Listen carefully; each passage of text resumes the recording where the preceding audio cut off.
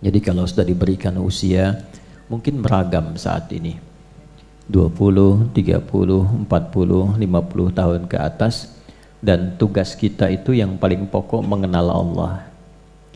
Jangan sampai Allah sudah tampakkan keagungannya, Allah mengenalkan dirinya lewat pandangan kita, kelihatan orang-orang yang salat, kelihatan orang-orang berzikir, kelihatan tanda-tanda Allah di alam semesta, tapi belum mampu mengenal Allah. Butuh berapa tahun lagi? Terdengar semua hal yang menunjukkan kebenaran Allah. Buka YouTube kok dengar tausiah, jalan tiba-tiba mendengar orang ngaji, pulang kerja kok dengar azan. Kalau sudah masuk lewat pendengaran, sudah puluhan tahun, belum kenal juga Allah. Butuh berapa tahun lagi telinga ini difungsikan dan kelak akan dihisab. Termasuk juga kita diberikan oleh Allah anugerah akal untuk mencerna. Kita bisa mencerna dengan akal kita yang sehat, seperti apa sifat-sifat Tuhan yang hak itu. Bagaimana yang harus bisa dipertuhankan itu. Seperti apa sifatnya, seperti apa keagungannya. Diberikan akal yang sehat, pendengaran yang sehat, pandangan juga yang kuat, sudah puluhan tahun, tapi belum mampu mengenal Allah. Nah itu semua sumber pengetahuan satu saat akan dihisab. Quran surah ke-17 Al-Isra di ayat ke-36. Wala taqfu ma laysa laka bihi ilm innas sam'a wal basara wal fuada kullu ulaika kana anhu mas'ula. Jangan cepat bertindak pada sesuatu yang belum jelas dasar pengetahuannya. Sungguh semua dasar pengetahuan itu sumber-sumbernya satu saat akan dipertanggungjawabkan di hadapan Allah. Baik pendengaran, kenapa disebutkan pertama kali pendengaran? Karena ini yang pertama kali berfungsi. Bahkan sejak dalam kandungan, saat terlahir, mata belum jelas memandang, tapi telinga mendengar. Karena itulah orang tua di awal-awal anak masa kelahiran, itu senantiasa diajarkan dalam Al-Quran dan hadis-hadis Nabi Muhammad SAW untuk memperdengarkan yang baik-baik. Itulah sebabnya ketika awal baru terlahir, itu ada sunnah untuk mendoakan, juga sunnah untuk mengadzankan, ya. Jadi ada bagian-bagian yang diperdengarkan yang baik. Setelah itu jangan cukupkan pada kalimat itu. Konsisten orang tua itu selalu berinteraksi pasangan dengan berbicara yang baik-baik, karena anaknya dengar, ya. Jadi kalau misalnya bahasa-bahasa pasaran dipakai saat anak baru tumbuh, nanti begitu dia mulai bicara, yang keluar tuh kata-kata orang tuanya, ya. Cantik sini, apa lu? Nah itu biasa bapaknya mungkin, ya, itu bapaknya atau ibunya. Jadi itu yang pertama pendengaran. Kemudian penglihatan, wal basar, ya. Dan basar itu sifatnya sesungguhnya itu pandangan yang kuat terhadap objek. Gampangnya begini, kalau Anda misalnya ke sini masuk kan lepas sendal ya. Nah ini kan keluar nyari sendal kan. Begitu menemukan sendal Anda, kan langsung tuh semua konstruksi dalam pandangan kita itu optiknya langsung fokus, oh ini punya saya, tajam. Jadi langsung bisa membedakan mana punya Anda, mana punya orang lain. Itu basar namanya. Kalau fisiknya ain, ya fisiknya apa? Ain. Ini bahasa Arabnya mata itu ain. Mata-mata, ya biasa itu. Ya. Kita tanya sama anak pesantren, kamu tidur apa bahasa Arabnya? Tanam Ustaz. Kamu tidur-tiduran, tanam-tanaman. Ya. Nah, ini basar itu menatap dengan tajam. Tapi ini sindiran yang halus dan tajam. Kata Allah, kamu ini kalau urusan dunia kenapa sih begitu tajam tatapannya? Ya, ibu begitu tajam bisa bedakan 100.000 dengan 50.000 cuma dengan warnanya saja. Ya. Kenapa ketika diberikan hidayah tidak setajam itu menatapnya? Itu sindiran halus tapi tajam. Itu ada ilmunya di bahasa Arab itu. Kenapa kalau urusan dunia, urusan proyek itu begitu tajam? Urusan materi tatapannya tajam. Kenapa untuk akhirat yang abadi itu ketajaman mata itu tidak digunakan, kata Allah. Kepekaan pendengaran itu tidak dipakai. Karena kan telinga itu fisiknya udhun, fungsinya sama'. Ya, sami'a itu mendengar dengan detil. Ya, mendengar dengan detil. Karena itu ketika kita i'tidal dari ruku', kita ucapkan sami Allahu liman. Ya Allah, engkau pasti mendengar dengan sangat detil kepada hambamu ini yang tengah memujimu. Ya, kenapa diawali dengan pujian? Karena kita akan doa dalam sujud diperpanjang.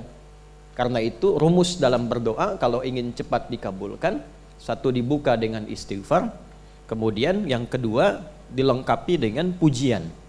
Ya, kita istighfar dulu, lalu memuji Allah, baru kemudian meminta. Ya, nah kita disindir tuh dengan bahasa yang halus. Inna sam'a, pendengaranmu itu yang begitu tajam dalam urusan dunia, itu nanti akan dikonfirmasi tentang urusan akhiratmu. Termasuk fuad, ya, akal budi yang mencerna sesuatu untuk disimpulkan. Nah, karena itulah dalam kehidupan kita, coba sampai detik tuh ada waktunya kita merenung. Terutama di saat-saat malam menjelang tidur. Itulah sebabnya kenapa disebut Isya waktunya. Jadi kalau harakatnya fathah di atas, Asya, itu masih sibuk mencari ma'isyah. Tapi kalau turun jadi kasrah, kasrah itu kasrah, hancur, pecah, habis, selesai. Maksudnya sesibuk-sibuk kita, sepandai-pandai dan secepat-cepatnya bergerak, pada akhirnya akan selesai, akan terpejam. Nah, diberikanlah kita itu pelajaran setiap malam untuk terpejam, supaya merasakan kalau besok-besok terpejam untuk selamanya dan tidak bangun kembali. Bekal apa yang dibawa? Karena begini kata Al-Imam Al-Ghazali itu, orang itu kalau dia mimpi, itu bekal mimpinya dibawa dalam keadaan sebelum tidurnya. Jadi apa yang Anda rasakan saat tidur, itulah yang dibawa ketika Anda bangun sebelumnya. Ya. Makanya kan ada yang saat tidur senyum, ya kan? Ada yang saat tidur misalnya kan ya membahas apa, dia bicara sendiri, itu terbawa memori sebelum tidur.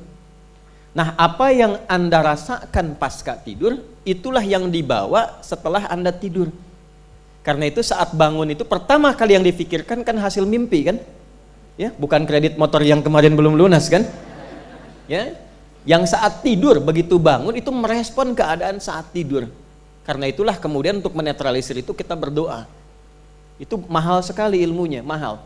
Nah, sama persis itu kan miniatur kehidupan yang kita bawa ke akhirat. Apa yang dibawa ke alam kubur itu hasil pekerjaan kita sekarang saat hidup di dunia, sebelum tidur di alam kubur. Itu maksudnya. Jadi kalau kita siapkan sekarang, kuburannya nyaman. Kalau kita dedikasikan semua aktivitas karena hasil mengenal Allah Subhanahu wa Ta'ala, itu diberikan kehidupan yang sangat megah di alam kubur. Itu jelas sekali di Quran surah ketiga Ali Imran di ayat ke-169 sampai 171. وَلَا تَحْسَبَنَّ الَّذِينَ قُتِلُوا فِي سَبِيلِ اللَّهِ أَمْوَاتًا بَلْ أَحْيَاءٌ عِنْدَ رَبِّهِمْ يُرْزَقُونَ فَرِحِينَ بِمَا آتَاهُمُ اللَّهُ مِنْ فَضْلِهِ وَيَسْتَبْشِرُونَ بِالَّذِينَ لَمْ يَلْحَقُوا بِهِمْ مِنْ خَلْفِهِمْ أَلَّا خَوْفٌ عَلَيْهِمْ وَلَا هُمْ يَحْزَنُونَ. Paham? Tidak.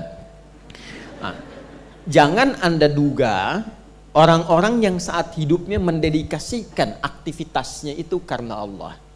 Ya, dia tetap seperti orang di dunia pada umumnya. Dia kerja, kalau guru dia mengajar, kalau petani dia bertani, ada yang berkebun, ada yang kerja kantoran, ada yang di birokrat, diplomasi, berdagang, berbisnis, macam-macam. Cuma bedanya apa? Dia lakukan semua itu karena Allah, karena dia kenal Allah. Ya, karena dia kenal Allah. Dia mau minum nih, kan semua orang juga minum. Ya kan? Untuk menjaga bagian dari kekuatan hidupnya. Dia minum, yang lain juga minum. Cuma karena dia kenal Allah, dia meminum minuman yang Allah ridai. Dia tidak menyentuh minuman yang Allah larang, karena kenal. Jadi nggak semua diminum. Dan dia pun ketika akan minum, dia berusaha untuk mendapatkan ridha Allah. Karena itu dia sebutkan Bismillahirrahmanirrahim. Ya, baknya di situ sababiyah. Saya minum ini karena Allah. Kalau Allah nggak perintahkan, saya nggak minum. Gitu. Ya, kalau Allah nggak perintahkan saya tidak minum. Kalau Allah larang nggak akan saya minum. Kalau di depan minuman saya yang dilarang oleh Allah nggak akan saya minum. Makanya itu kalimat fitrah. Nggak ada orang minum bir pakai Bismillah. Bismillah, dosanya hilang dikit lah. Nggak ada. Itu fitrahnya menolak. Fitrahnya nolak. Nah, ba itu kan fungsinya 14, ya kan? Di dalam bahasa Arab itu. Jadi antara fungsinya sababiyah, sebab, ghayah, tujuan. Saya minum ini karena Allah. Nah, minuman itulah yang ketika dikonsumsi langsung turun ridha Allah di dalamnya. berikan ia ya pulsa pahala, ajrun, tuliskan hasanahnya, perbuatan baiknya, lalu jadikan minumannya itu berkah untuk aktivitasnya. Ya, jadi kalau Anda minum lillah karena Allah, itu ada berkah di dalamnya. Berkah itu maksudnya energi yang mendorong kita pada kebaikan. Ya, karena orang makan minum itu kan menghasilkan energi kan, diolah jadi energi. Tapi tidak semua makanan itu jadi energi positif. Ya, koruptor minum juga, makan juga, pencuri makan, penipu minum. Kok bisa dia makan dan minum, tapi energinya digunakan untuk menipu, ya kan? Nah, kalau Anda menginginkan energi itu positif dan baik, maka sebutlah nama Allah dalam setiap makanan dan minuman yang kita konsumsi. Itu gambarannya. Hidup itu pilihan, silahkan memilih yang mungkin bisa kita pilih. Pada akhirnya kita akan kembali kepada yang menciptakan kita.